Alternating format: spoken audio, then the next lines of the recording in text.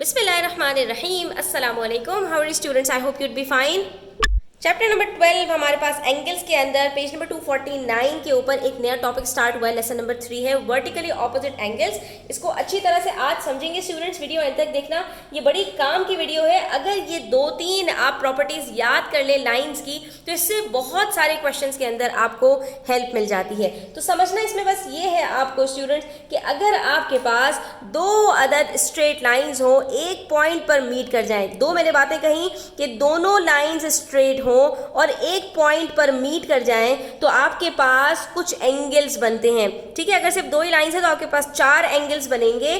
ठीक है, एक ऊपर, एक नीचे, एक राइट साइड पर और एक लेफ्ट साइड पर। तो ये जो ऊपर नीचे आपके पास दोनों एंगल्स बने जिसको रेड कलर से इन्होंने मार्क किया हुआ है, तो ये दोनों एंगल्स आपके पास वर्टिकली ऑपोजिट एंगल्स कहलाते हैं। बिल्कुल इसी तरह से जो राइट और लेफ्ट पर आपके पास ब्लू कलर से मार्क हुए हुए एंगल्स हैं, ये भी आपके पास वर्टिकली ऑपोजिट एंगल्स कहलाते हैं और ये हमेशा इक्वल होते हैं। यानी हमारे पास ये जो एंगल ई बी सी है ये बराबर होगा एंगल ए बी डी के, और इसी तरह से एंगल ए बी ई बराबर होगा एंगल डी बी सी के।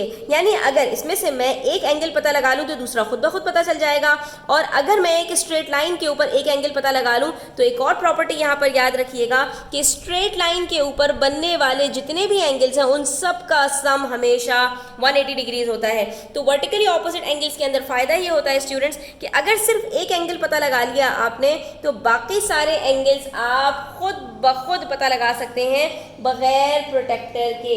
कैसे पता लगा सकते हैं? तो ये देखिए यहाँ पर हमारे पास प्रोटेक्टर है, हम इसको रखेंगे किस तरह से, इस स्ट्रेट लाइन के ऊपर रखेंगे। लेकिन क्या ये मैंने सही रखा है? बिल्कुल भी सही नहीं रखा। आप देख सकते हैं कि नीचे वाली जो स्ट्रेट लाइन है वो मुझे नजर आ रही है, तो मुझे इस सेंटर के ऊपर इस सेंटर को रखना है। इस तरह से मैं सेंटर को रखूंगी, और मुझे न सिर्फ इस सेंटर के ऊपर सेंटर को रखना है बल्कि ये जो नीचे वाली लाइन है स्ट्रेट लाइन, मुझे इस बेस लाइन के ऊपर इसको इस तरह से रखना है कि नीचे वाली लाइन जो है वो गायब हो जाए, सिर्फ ये ऊपर मुझे प्रोटेक्टर की लाइन नजर आए। सेंटर के ऊपर सेंटर है, बेस लाइन के ऊपर बेस लाइन है। इस बेस लाइन से मैं एंगल ए बी डी मालूम करना चाह रही हूँ, तो यहाँ पर मैं देखूंगी मेरा जीरो कहाँ है। तो आप ये देख सकते हैं जीरो मेरा इनर स्केल के ऊपर है। यहाँ से मैं मेजर करना स्टार्ट करूँगी और दूसरी लाइन तक जाऊँगी जहाँ पर मेरे पास दूसरा एंगल आ रहा है। तो ये मेरे पास स्टूडेंट्स एंगल क्या आ रहा है?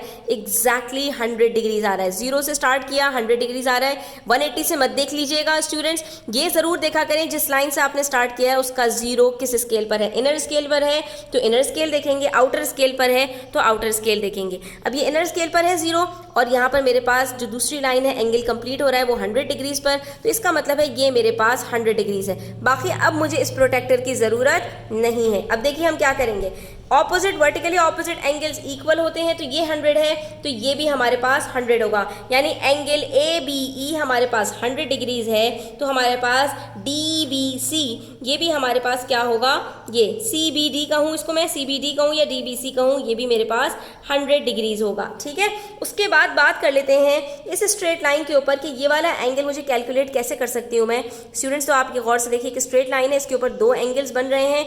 एक एंगल पता चल जाए तो दूसरा एंगल हम खुद ब खुद बड़ी आसानी से मालूम कर सकते हैं। 180 में से 100 को माइनस कर दीजिए, आंसर आ जाएगा 80 डिग्रीज। इसका मतलब है ये वाला एंगल मेरे पास 80 है, क्योंकि एक स्ट्रेट लाइन के ऊपर हमेशा सम ऑफ एंगल्स 180 होता है।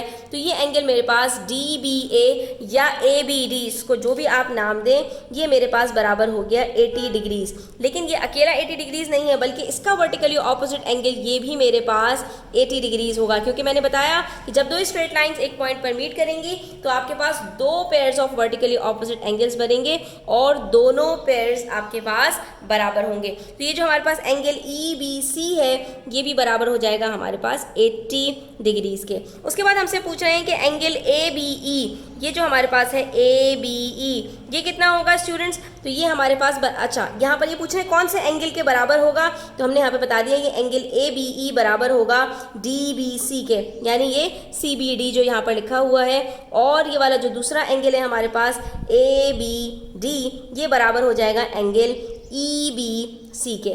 ठीक है, तो इससे हमें ये बात पता चल गई कि जब भी दो स्ट्रेट लाइंस एक पॉइंट पर मीट करेंगी तो हमेशा वर्टिकली ऑपोजिट एंगल्स बनेंगे और वो हमेशा सेम होंगे। तो आज के लिए इतना ही स्टूडेंट्स, आई होप कि आपको ये क्लियर हुआ होगा। स्टिल कोई और क्वेश्चंस हो, क्वेरीज हो, कमेंट सेक्शन में पूछ सकते हैं। इंशाल्लाह बहुत जल्दी मैं जुलाई के अंदर स्टार्ट कर रही हूँ ऑनलाइन कोचिंग, और जो बच्चे भी इंटरेस्टेड हो मुझसे व्हाट्सएप पर कांटेक्ट कर सकते हैं। अपना बहुत सारा ख्याल रखिएगा, चैनल को सब्सक्राइब करते जाइएगा। अल्लाह हाफिज़।